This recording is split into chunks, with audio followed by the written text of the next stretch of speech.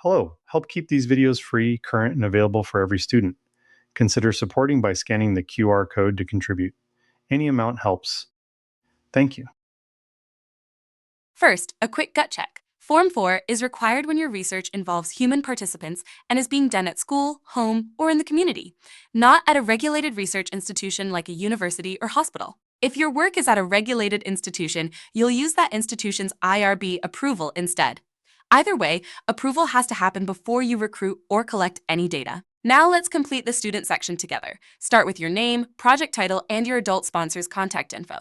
Then check the 4 student items with your sponsor or supervisor. First, confirm you've submitted a research plan that includes all the human participants' details the rules require. Next, attach any surveys or other materials you'll hand to participants, and if you're using a published instrument, confirm it was legally obtained. Then attach the informed consent template you will use if consent is required. Finally, answer whether you're working with a qualified scientist. If yes, include Form 2. These are simple checkboxes, but they're the foundation of a clean IRB review. Time for the IRB portion, the part your school IRB completes after reviewing your plan. They must complete every question for the approval to be valid. The IRB indicates the overall decision and records 6 determinations: your risk level minimal or more than minimal, whether a qualified scientist is required, whether a risk assessment Form 3 is required, whether minor assent and written parental permission are required, whether written informed consent is required for participants 18 and older, and whether you're using a facility that serves protected groups and have that facility's written approval. Who signs? IRB approval on Form 4 requires 3 signatures, one from a medical or mental health professional with expertise matched to your project, one from a school administrator, and one from an educator. All 3 must sign and date before experimentation begins, and none of these individuals can be your adult sponsor, direct supervisor, qualified scientist, or a relative. No conflicts of interest. The medical or mental health professional's role is explicit on the form, and they attest that they reviewed your project and agree with the IRB's determinations. If you're wondering what an IRB looks like at school, the rules spell it out.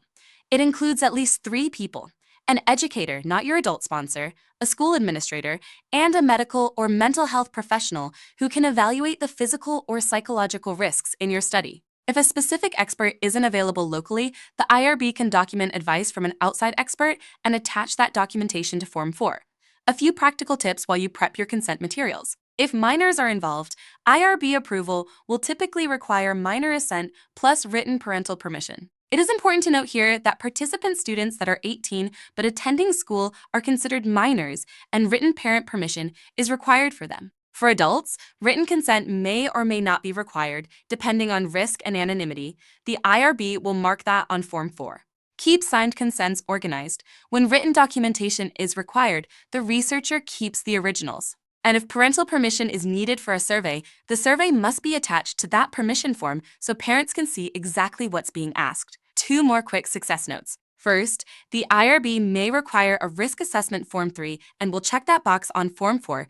If they designate more than minimal risk, expect additional safeguards and documentation. Second, the IRB documents its risk determination on Form 4 and can require added oversight, such as a qualified scientist, to reduce participant risk. That's the whole flow.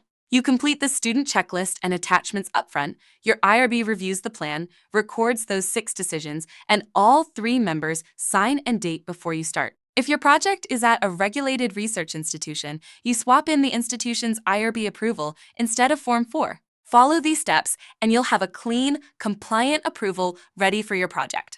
I hope this was helpful for you to better understand the Human Participants Form 4. Now please see the additional video about an example of the human-informed consent.